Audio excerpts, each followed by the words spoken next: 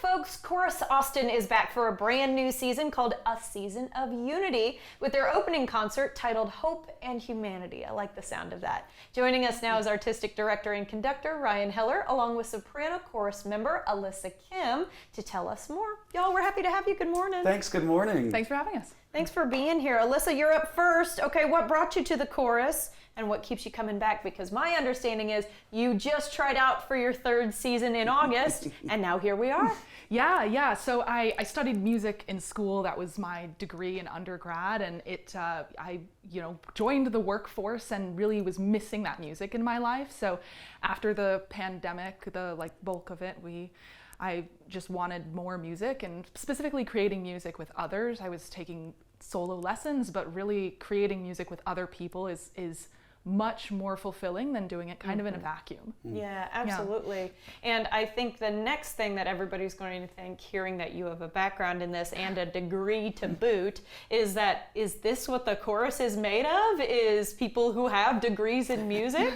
We do have pretty much a pretty large spectrum of folks that are in the choir. We have people who have PhDs in vocal pedagogy, and then we have people who sing in their church choir or high school choir and try out, and they work well with the music, and they have an excellent ear, and they can kind of sing what we're singing and just be there and create part of the community that makes the chorus go round. Oh, what's really neat is we have 18 to 82-year-olds. Really? In the choir. That's cool. Yeah, it's a great spectrum of age, ability, experience, everything. Well, that's convenient because I was going to ask you to brag on your choir for just a second if you wouldn't mind. 100%, absolutely.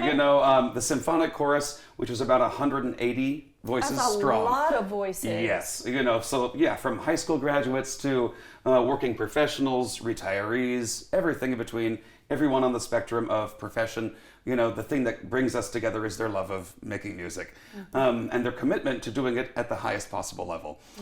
Everyone brings their A game, whatever that might look like, for themselves, and they're committed to just kind of putting more beauty and hope into the world, that's which really is wonderful. something I love to brag about. I bet, yeah. And the 180 voices are the big choir that if you try out, you can get into. But there's also a slightly more elite group that I will say Alyssa is in as well. That's right. Will you tell me a little bit more about that, Ryan? Yeah, of course. So we have our symphonic choir, that's the large 180 voice choir, and then our chamber ensemble, that's 32 voices.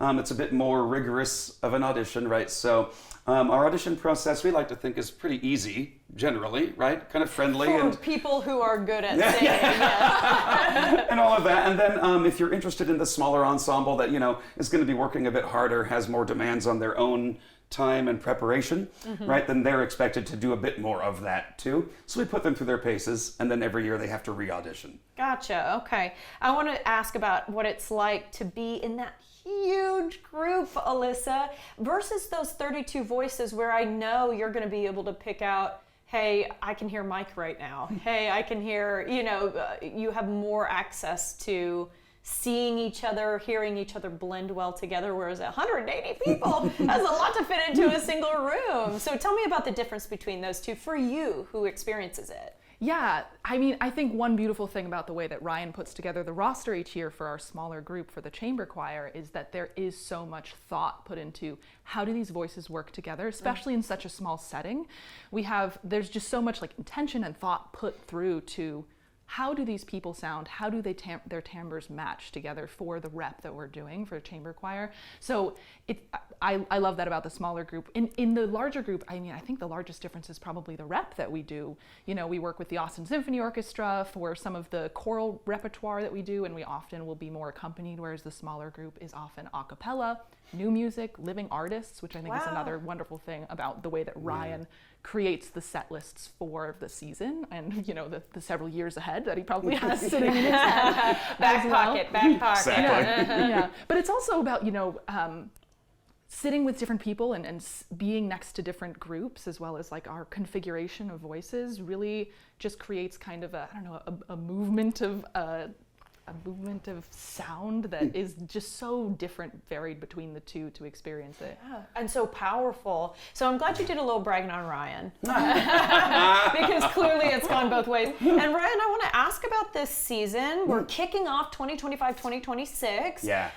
Let's talk about some of the pieces that you've chosen for your first concert and why you picked them. Absolutely. So Hope and Humanity, which is our opening concert of the season, this was inspired about a year and a half ago, just, as the voices of division were getting louder and louder. And we kind of just talked among the team and said, what can we do, right, that will bring people together? So we were looking at all kinds of rep, as Alyssa said.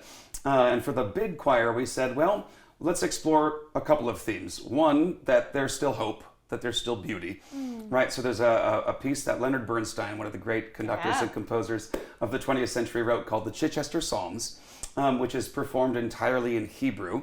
Wow. And it's a setting of 6 different psalms or excerpts of them for orchestra and choir. And then the middle movement is one of the most beautiful things ever written. And it's a countertenor solo and choir.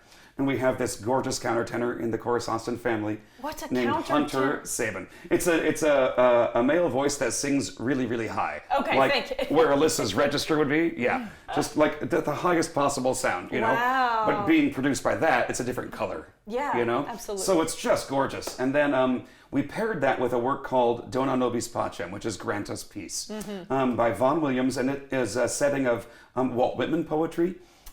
Bible verses and political speeches from Parliament members in England. That's kind of an anti-war, how much drum beating and bugle calling is there going to be to get people, going before we kind of just take a look around and say, hey, this person is just as meaningful as I am.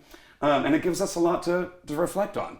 And we're joined by 2 beautiful soloists for that too, Danielle Talamontes and Carrie Wilkerson, who just moved from the East Coast to Texas. And it sounds like it's a get. Yeah, it's tremendous. All right, for Chorus Austin. I love talking to you guys about this because you both are so passionate about this topic, but we'll have to leave it there. So what I'm going to say is break a leg. Thank you so much. Of course, we appreciate it. For more information on the Hope and Humanity concert, some really cool pieces there, visit chorusaustin.org or follow them on social media at chorus.austin.